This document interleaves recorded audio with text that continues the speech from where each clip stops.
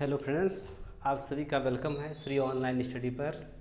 GS का session जैसे कि स्टार्ट हुआ था, तो इसी क्रम में आगे कंटिन्यू करते हुए हम लोग जो है साइंस की क्लास को पढ़ते हैं। ठीक है, साइंस की क्लास में जैसे आपको तीनों प्रकार के साइंस को पढ़ना ज़रूरी हो जाता है। ठीक है, तो देखिए साइंस साइंस क्या है भैया? तो साइंस जो है, साइंस ये ग्रीक भाषा के शब्द साइंटिया से बना हुआ है। साइंटिया से बना हुआ है, जिसका मतलब होता है टू नो या जानना। टू नो या जानना, किसी विषय के सुव्यवस्थित, सुसंगठित तथा क्रमबद्ध अध्ययन को हम क्या कहते हैं? विज्ञान। आई बात समझ में? तो यही साइंटिया का मतलब होता है कि किसी चीज़ के बारे में विधिवत रूप से जानना। कैसे जानना? सुव्यवस्थित, सुसंगठित तथा क्रमबद्ध रूप से। ठीक है, इसमें हमको तीन चीज़ें हमारे कॉम्पिटिटिव एग्जाम की दृष्टि से महत्वपूर्ण हैं। पहला है फिजिक्स, भौतिक विज्ञान। दूसरा है रसायन विज्ञान, केमिस्ट्री। और तीसरा है जीव विज्ञान।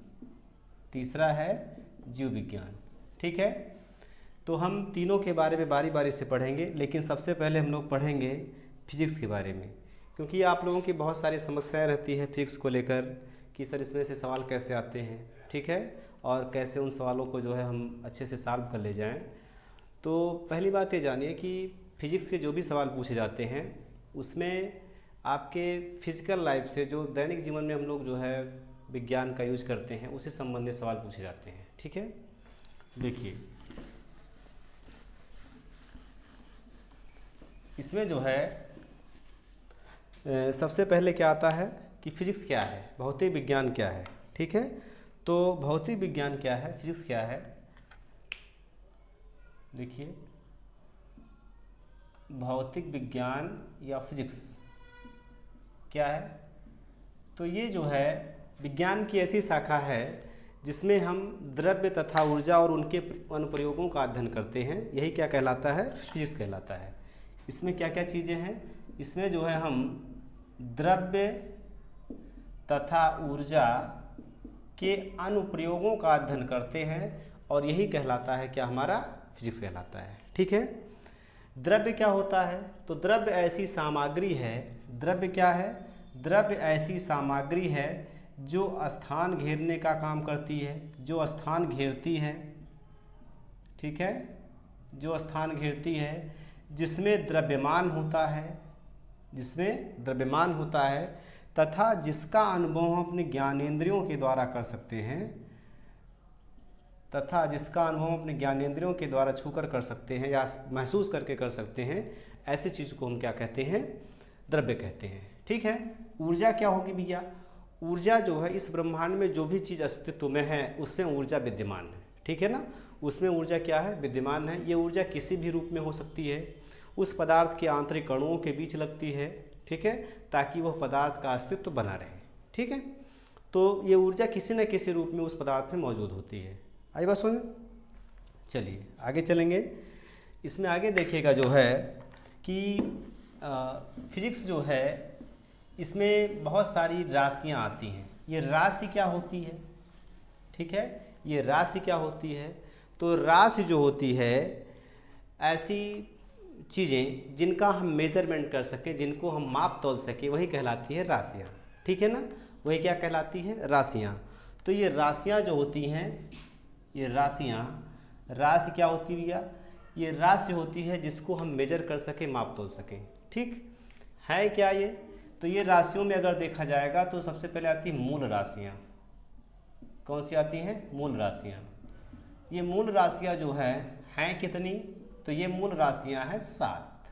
कितनी हैं? 7। ठीक, जब इस ब्रह्मांड की उत्पत्ति हुई तो मानव को जो है बहुत सारी चीज़ों के माप तोल की ज़रूरत पड़ी। ठीक है, उसमें कुछ ऐसी चीज़ें थी जिनको हम डेली बेसिस पर रोज़ के रोज़ उनसे मुलाकात करते थे, उनको हम मेजर करने की सोचे। उन्हीं को कहा गया मूल राशियाँ। ठीक है, इन मूल राशियों की संख्या है 7। ये हैं कौन कौन सी? तो जैसे लंबाई है, जैसे क्या है? लंबाई है, द्रव्यमान है, लंबाई है, द्रव्यमान है, समय है, ठीक है, ताप है, विद्युत धारा है, विद्युत धारा है, ज्योति तीव्रता है, ज्योति तीव्रता है, ठीक है, पदार्थ की मात्रा है, पदार्थ की मात्रा, ठीक है। ये आपकी हो गई मूल राशियां। तो मूल राशियां कितनी है भैया? तो 7 हैं, 1 2 3 4 5 6 और ये 7। मूल राशियों की संख्या कितनी है? 7 है, ठीक है। इनके अगर मात्रकों की बात की जाए कि किस चीज़ में मापी जाती हैं, उन्हीं को हम कहते हैं मात्रक। तो जैसे लंबाई, लंबाई को मापा गया किस में? मीटर में। लंबाई को किस में मापा गया? मीटर में। द्रव्यमान को किस में मापा गया? तो किलोग्राम में, किलोग्राम में, ठीक है। समय को किस में मापा गया? तो समय को सेकंड में, समय को सेकंड में, ठीक है। ताप को किस में मापा गया? तो ताप को केल्विन में, ठीक है। एक सवाल आपके दिमाग में आ रहा होगा कि सर इनके अलावा भी तमाम यूनिट है इसकी, ठीक है ना। तो आगे वो यूनिट बताई जाएंगी आपको, लेकिन ये जो है इनका मूल मात्रक है, ठीक है ना। कि जैसे लंबाई को मीटर में, द्रव्यमान को किलोग्राम में, समय को सेकंड में और ताप को केल्विन में, ये इनका मेन यूनिट है। इसके अलावा इसके तमाम और यूनिट भी हैं, ठीक है। विद्युत धारा को एम्पियर में, एम्पियर में, ठीक है। ज्योति तीव्रता को कैंडिला में, ज्योति तीव्रता को किस में हम मापते हैं? कैंडिला में। और पदार्थ की मात्रा को हम किस में मापते हैं? मोल में। पदार्थ की मात्रा को हम किस में मेजर करते हैं? मोल में, ठीक है। बात समझ में आई? तो ये हो गई आपकी मूल राशियाँ, ठीक है। अब बहुत सारी ऐसी राशियाँ हैं जो इन्हीं मूल राशियों की सहायता से उत्पन्न होती हैं, जिनको हम कहते हैं व्युत्पन्न राशियाँ, ठीक है। बहुत सारी ऐसी राशियाँ हैं जो हम कहते हैं कि इन्हीं मूल राशियों की सहायता से उत्पन्न हुई, उनको हम कहते हैं व्युत्पन्न राशियाँ, ठीक है ना। उनको हम क्या बोलेंगे?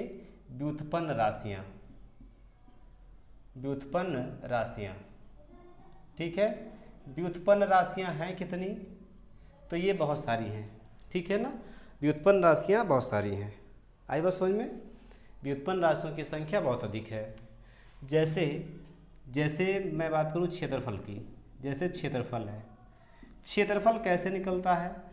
तो आप कहेंगे सर जी मान लीजिए कोई ऐसे एक संरचना है, एक आयत है जिसकी लंबाई 10 मीटर है, चौड़ाई 5 मीटर है, 10 मीटर और 5 मीटर, ठीक है। तो अगर आपको क्षेत्रफल निकालना हुआ तो कहेंगे लंबाई गुणे चौड़ाई, यही फार्मूला होता है इसका, ठीक है। तो लंबाई कितनी है भैया? 10 मीटर, चौड़ाई कितनी है? 5 मीटर। जब इनको गुणा कराएंगे 10 × 5 = 50 और मीटर का जब गुणा कराएंगे तो मीटर स्क्वायर या वर्ग मीटर, ठीक है। इसका मतलब ये जो क्षेत्रफल है ये किससे निकल कर आ रहा है? ये लंबाई से निकल कर आ रहा है ना। क्यों ऐसा है? क्योंकि लंबाई का मात्रक भी क्या होता है? मीटर, और चौड़ाई का भी मात्रक क्या होता है? मीटर। तो मीटर और मीटर को गुणा करा देंगे तो क्या मिल जाएगा? वर्ग मीटर यहाँ पर मिल जाएगा, जो कि क्षेत्रफल का मात्रक होता है, ठीक है।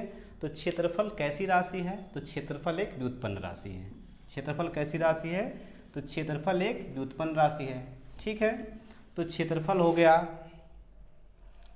ठीक, क्षेत्रफल हो गया, घनत्व हो गया, आयतन हो गया, ठीक है, कार्य हो गया, बल हो गया, बहुत सारे हैं, ठीक है। चाल, वेग, त्वरण, ठीक है। चाल हो गया, वेग हो गया, त्वरण हो गया, बहुत सारी ऐसी व्युत्पन्न राशियाँ आपको देखने को मिलेंगी। आगे हम इन पे एक एक पे बात करेंगे और हमारे दैनिक लाइफ में इनका क्या यूज है, इसी पे संबंधित सवाल पूछे जाते हैं, ठीक है। तो जैसे क्षेत्रफल को हम किस में मेजर करते हैं? तो क्षेत्रफल को हमने अभी बताया कि क्षेत्रफल का मात्रक होता है वर्ग मीटर।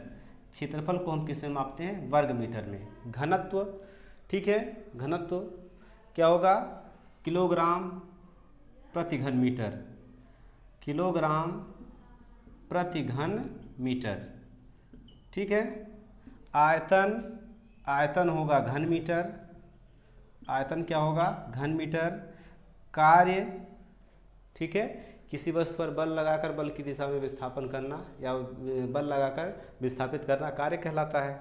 तो कार्य का तो जो मात्रक होगा जो है वो न्यूटन मीटर, कार्य का मात्रक क्या होगा, न्यूटन मीटर। बल का क्या मात्रक होगा, किलोग्राम प्रति मीटर पर सेकेंड स्क्वायर, किलोग्राम